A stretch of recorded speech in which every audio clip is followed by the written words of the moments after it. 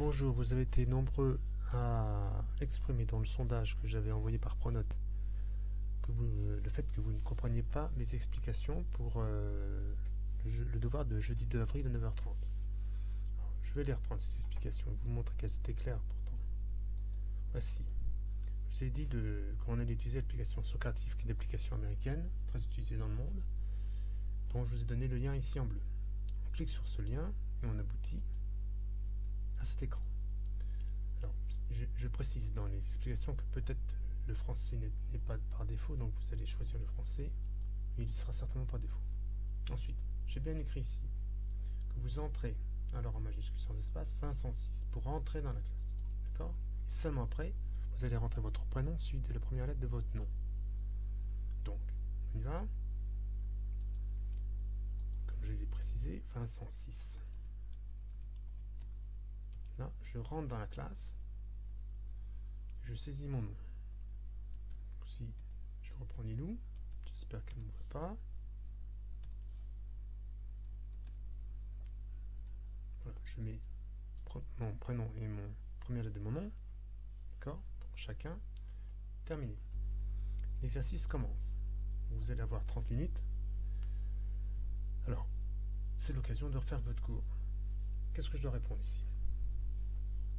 J'ai 2 hydrogènes à gauche, 2 chlore à gauche. Ce sont les réactifs à gauche. À droite, les produits. En l'occurrence, ici, il n'y en a qu'un. Donc, puisque j'ai 2 H à gauche, il me faut 2 H à droite. 2 Cl à gauche, il me faut 2 Cl à droite. Je dois mettre un 2 devant le HCl. Je vous rappelle qu'on ne peut mettre des chiffres que sur la ligne à gauche des produits, à gauche des réactifs. C'est tout. La bonne réponse est donc 1, puisque le 1 n'est pas représenté. Le 1, on ne le représente pas. 1, 1 et 2. Alors, je vous ai bien écrit dans les explications. Voilà. Vous devez donc écrire le chiffre, une barre, le chiffre, une barre, sans espace. Donc on y va. Bonne réponse, donc 1 barre 1 barre 2, ce qui correspond bien au chiffre 1 devant le H2, 1 devant le Cl2, 2 devant le HCl. Et j'envoie la réponse. Ici, je vous ai dit que lorsqu'on a un atome qui porte un 2 et qu'on le retrouve de l'autre côté portant un 3, il faut faire ce qu'on appelle le plus petit commun multiple, c'est-à-dire 6. C'est-à-dire là, on va multiplier par 3 pour avoir 6 chlore, et là, on multiplie par 2 pour avoir 6 chlore. Donc 3 fois 2, ça fera bien 6 chlore. 2 fois 3, ça fera bien 6 chlore. Le problème, c'est qu'en mettant un 2 devant le F et Cl3, on a 2 fer.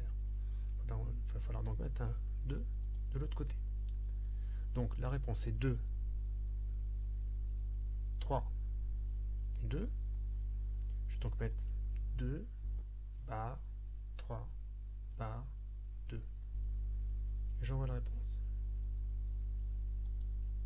Voilà, je n'ai fait que 2. C'est terminé. Voilà, c'est tout. Vous n'avez rien d'autre à faire. Alors j'espère que c'est simple. Vous pouvez réaliser ce test sur vos ordinateurs, sur vos téléphones portables, mais ayez avec vous une feuille de brouillon. Bon courage.